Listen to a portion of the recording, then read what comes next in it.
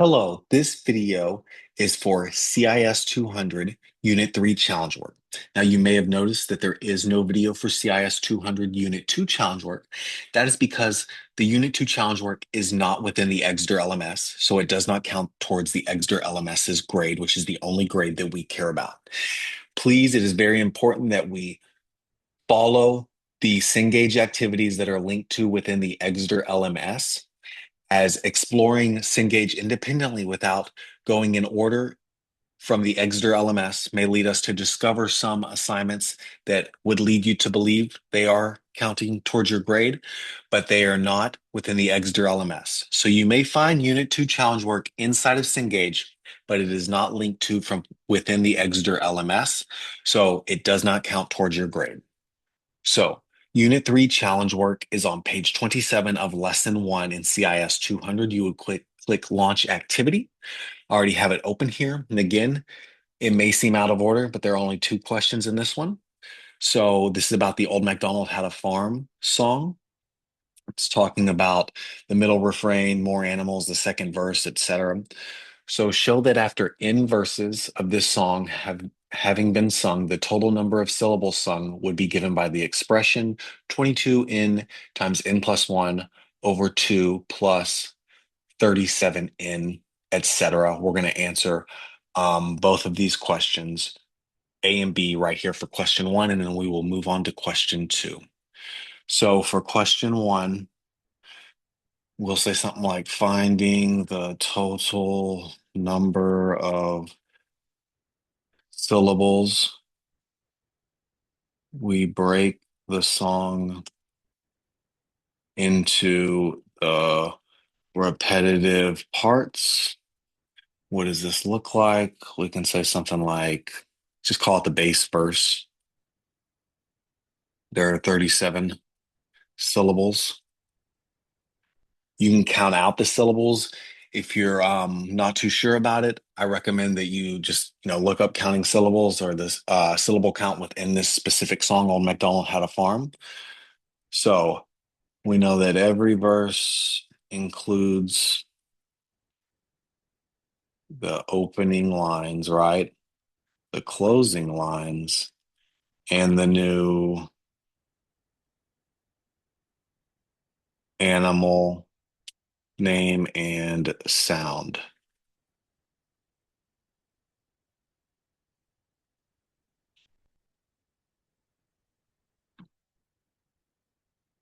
So across in verses, now in represents any number. You could plug any number in there. So we're saying across whatever number you want to choose verses as it pertains to n,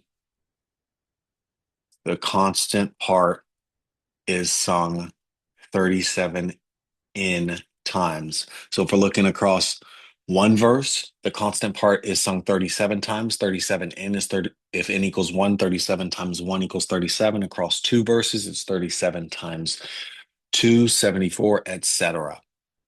Alrighty, so then we're going to account for the accumulating refrain as it stacks on itself, right? This is 22 syllables per animal. Verse 1 repeats one animal's sound. No,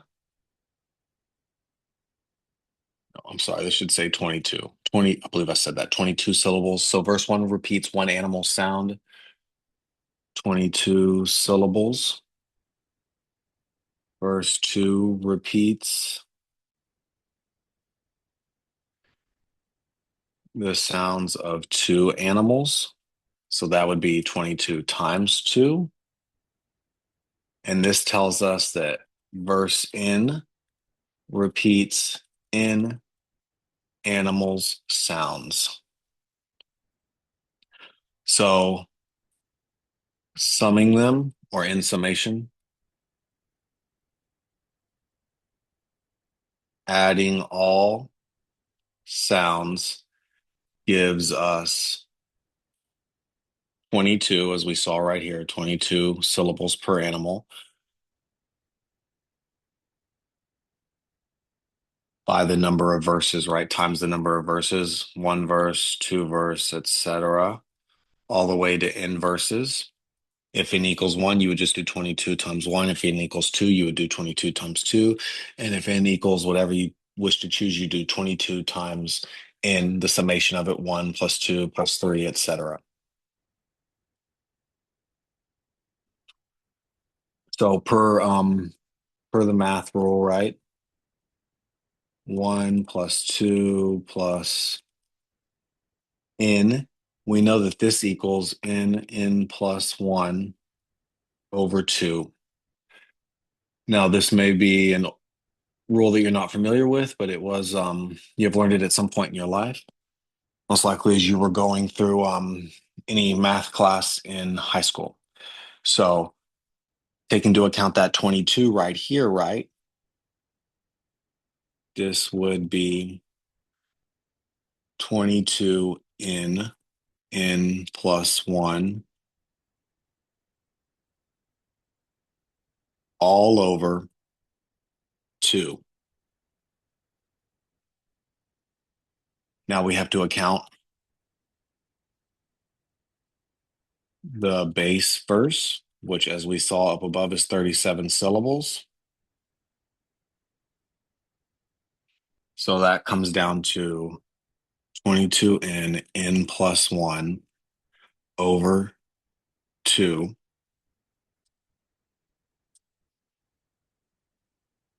plus 37n. So now for the order of magnitude, that is what I believe question B is talking about. Yep, the order of the magnitude. So we should call this one A.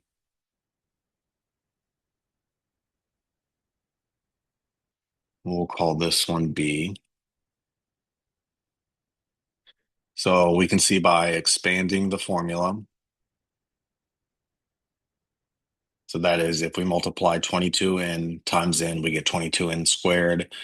22n times 1, we get just a 22n for the identity formula. So the highest mathematical power is n squared, right? N raised to the power of 2. You can say like in parentheses because 22n times n.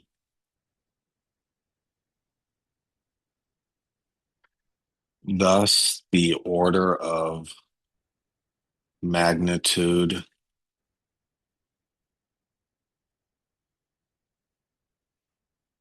of the algorithm is big O of n squared. And you would go ahead and file save as, right? Save it as a PDF and then or you would save it as is right now. Then you would file save as PDF to submit it. You'd go back to here, you'd upload files and you choose the PDF. Going on to question 2. So the linear programming question.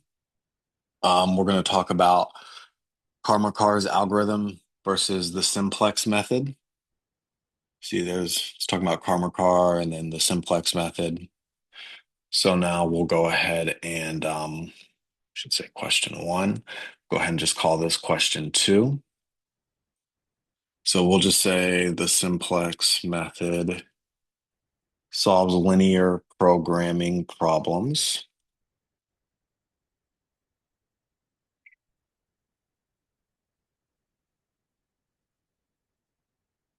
by moving along the outer edges of a geometric shape.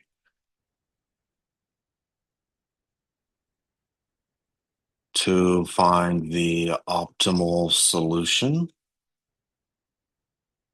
while it usually works fast, the worst case performance scenario is exponential, meaning it could take a lot of time, meaning this could stall in real world application. So then for car marker, we could say something like in 1984, car marker. Go ahead and scroll up. Um, Revolutionized the field by inventing car markers algorithm instead of walking along the outside edges like the simplex method. His algorithm cuts directly through the inside of the shape to reach the optimal solution quickly.